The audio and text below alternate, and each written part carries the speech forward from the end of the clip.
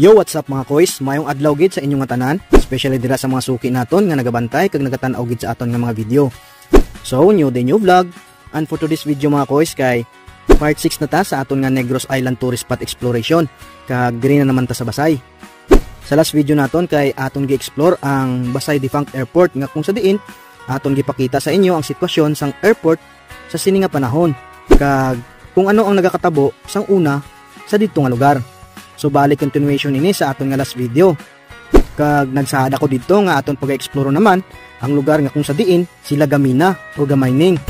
So bali guys, na ano na po natin, naikot na po natin yung airstrip dito sa Barangay Maglinaw, Basay, Negros Oriental. So pupuntahan na po natin yung minahan nila. Baka sakali tayo doon na makapasok kasi nga restricted po yun sa mga tao, pero ewan ko lang ngayon, try po nating pasukin yung minahan at saka yung kung yung tinatawag nila na mga lawa doon, yung Blue Lake, Green Lake. So mga boys, ready na ba kamo nga makita ang ini nga lugar? But before that mga boys, kay gusto ko lang taani kamo i-invite sa pagsunod sa ating nga page kag sa pag-share sa ini nga video sa inyong mga loved ones na gusto mo makita sa mga lugar nga meaningful kag manami. So, kung ready na kamo, let's start. So bali nag-umpisa kami sa sini nga lugar. Isa ka lugar nga tuman ka siok o tuman ka damo sang sagbot. Kay ang hambal sa amon, amo ini ang alagyan nga medyo malapit sa spot nga amon pagakadtuan. Samtang nagalakat kami kag nagasumok sa sini nga lugar, ay realize nga grabe na ini kalayo kag tuman na kamingaw. Makita nyo mga koys nga ang mga kahoy diri kay nangatumba na tungod gali ini sa halit ni Bagyong Odette. Sa duwa namon ka oras nga sumok sa tuman kadamo nga sagbot, finally nakita na gid namon ang amon ginapangita. Ang lugar nga kung sa diin may makita ka nga isa ka dako nga lagun nga color green.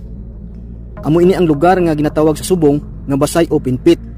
Isa ka lagun nga ginhimo sang mga tawo sa panahon sang mining. Actually mga koys, tatlo ini ka lagun diri.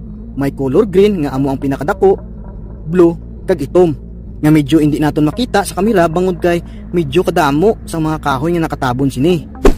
So samtang kami nagapalapit sa area, nabantayan namon nga hindi na gid kami makapalapit pa sa lagon nga amon nakita bangod kay ang dalan sini isa nakapangpang. So we try nga mangita kami sang other way para lang gid mapakita namon sa inyo sang malapitan ang spot nga ini, pero wala gid kami mahimo mga koys kay ang tanan pangpang na. So we decided nga diri na lang kami mag-video. So mga koys, ang CDCP Mining nag-operate kadtong 1986 kag natapos sa mga tinuig 1990. Bali ini nga mga lagon amo ini ang mga buho na kung sa diin sila gamina. Tungod sa kadugayon nga panahon, natabunan na ini sang duta kag nahimo nga isa ka lagon. Isa na ini ka historical places diri sa Basay kag isa na ini ka restricted area. Bali limited na lang ang mga tawo nga pwede makakadto diri. Kung ma-imagine mo, sa likod sang pagkamingaw sa sini nga lugar, grabe naman gali ini kasadya sang una. Isa ka dako nga bulig ang minahan na ini sa panahon nila. Kag proud gid ako nga nakakadto diri. Bangod na saksiyan ko kag nakita ko sa personal ang mga handumanan nga gidbeli nila. So I hope you like this video and share this to your friend and loved ones na kahit sa video man lang madumduman nila ang mga dagko nga butang nga nagakatabo sa sini nga lugar. Diri lang ta kutob. Ako si Rolin Taylaran. Always says, live your life to the fullest. Good vibes.